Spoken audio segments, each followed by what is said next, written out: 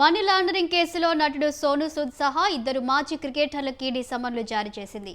ఈ నెల 22న మాజీ క్రికెటర్ రాబిన్ ఉతప్ప, 23న యువరాజ్ సింగ్, 24న సోను సూద్ విచారణకు హాజరు కావాలని నోటీసులో సూచించింది.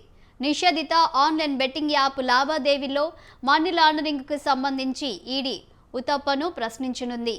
ఈ కేసులో ఇప్పటి వరకు 3 మాజీ క్రికెటర్లకు సమన్లు అందాయి. మాజీ క్రికెటర్లు సురేష్ రైనా, శిఖర్ ధావన్లను ఇటీవల ఈడీ ప్రశ్నించింది.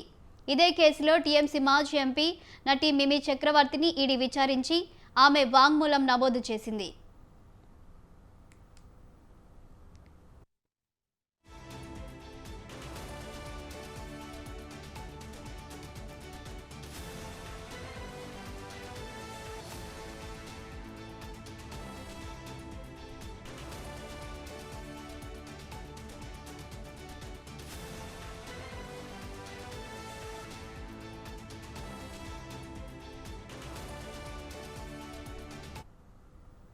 బెంగాలీ నటుడు అంకుష్ హజ్రా ఇవాళ ఈడీ ఎదుట హాజరయ్యారు.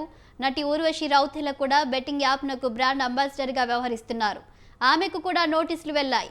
అక్రమ బెట్టింగ్ యాప్లు అనేక మందిని లూటీ చేసినట్లు దర్యాప్తు సంస్థ విచారణలో తేలింది.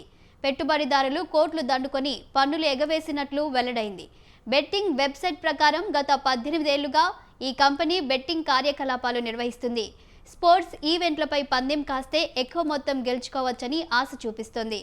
70 భాషల్లో ఈ యాప్ ఉంది.